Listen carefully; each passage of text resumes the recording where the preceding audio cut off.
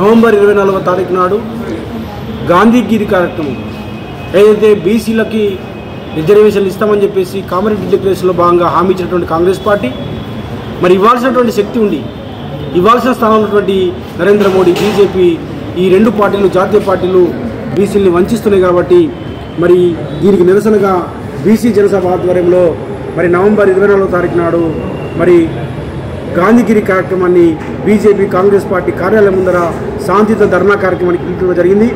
వీళ్ళు కేవలం బంద్కు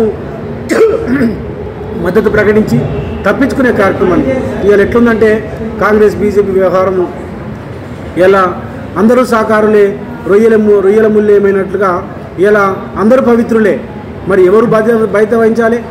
మహేష్ కుమార్ గౌడ్ గారు కాంగ్రెస్ పార్టీ, రేవంత్ రెడ్డి గారు బంద్కు మద్దతు ఇస్తారు, బీజేపీ కాంగ్రెస్ కిషన్ రెడ్డి గారు బీజేపీ రామచంద్రరావు గారు మద్దతు ఇస్తారు. మంచిదే, సంతోషం, మద్దతు ఇచ్చిండ్రు. కానీ చేయాల్సిన స్థానంలో ఎవరున్నారు? చేయాల్సిన బాధ్యత ఎవరిది? ఇలా కాంగ్రెస్ పార్టీ ఏదైతే హామీ ఇచ్చింది, రేవంత్ రెడ్డి గారు హామీ ఇచ్చిండ్రు, వారు రాష్ట్రపతి దగ్గరికి ఎంపీలు తీసుకుపోవాలి, అఖిలపక్షాన్ని తీసుకుపోవాలి, నరేంద్ర మోడీ గారి దగ్గరికి అఖిలపక్షాన్ని తీసుకుపోవాలి. అనేక సందర్భాల్లో నరేంద్ర మోడీని కలుస్తాడు రేవంత్ రెడ్డి గారు, కానీ ఏ రోజు బీసీల అంశాన్ని మాట్లాడరు.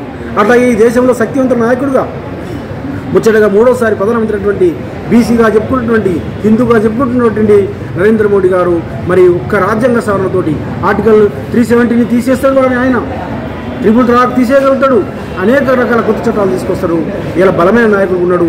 ఒక్క రాజ్యాంగ సవరణ ద్వారా ఇలా నరేంద్ర మోడీ గారు బీసీలకు విద్య ఉద్యోగ రంగాల్లో స్థానిక సంస్థల్లో రాజకీయ రిజర్వేషన్లు అన్ని రకాలుగా బీసీలకు ఎస్సీ ఎస్టీ సోదరులకు ఎట్లయితే విద్యా ఉద్యోగ రాజకీయ రంగాల్లో చిరదమస ప్రకారం రిజర్వేషన్లు వస్తున్నాయో అట్లాగే ఆర్టికల్ 15 క్లాస్ 7 చేర్చి ఆర్టికల్ 16 క్లాస్ 7 చేర్చి ఇలా రాజ్యాంగ సవరణ ద్వారా ఇలా బలహీన వర్గాలకి శాశ్వతంగా రిజర్వేషన్లు కల్పించే శక్తి ఇలా నరేంద్ర మోడీ గారికి ఉన్నది.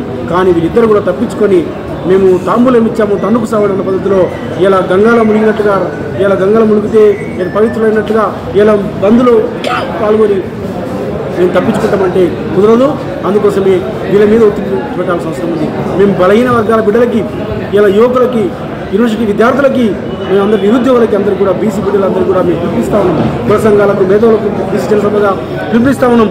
ఇలా మనం అందరం ఐక్యంగా ఉండి కాంగ్రెస్ పార్టీ బీజేపీ మెడలు వంచి వాళ్ళ మీద ఒత్తిడి పెట్టి కాంగ్రెస్ పార్టీ ఎంపీల మీద బీజేపీ ఎంపీల మీద ఒత్తిడి పెట్టి మనం రిజర్వేషన్ సాధించుకోవాల్సిన అవసరం ఉంది. లేకపోతే వీళ్ళిద్దరిని వదిలేస్తే రిజర్వేషన్ సమస్య అటుకెక్కే అవకాశం ఉంది. కాబట్టి మనం ఖచ్చితంగా కాంగ్రెస్ పార్టీ బీజేపీ పార్టీల మీద అయితే మనం నిరసన కార్యక్రమించడమో శాంతియుత ధర్నా కార్యక్రమించడమో నవంబర్ 24వ తారీఖు గాంధీగిరి చేస్తామో బీసీ జనసభ తరఫున దీనందరూ కూడా జయప్రదం చేయాలని చెప్పేసి విజ్ఞప్తి చేస్తాం.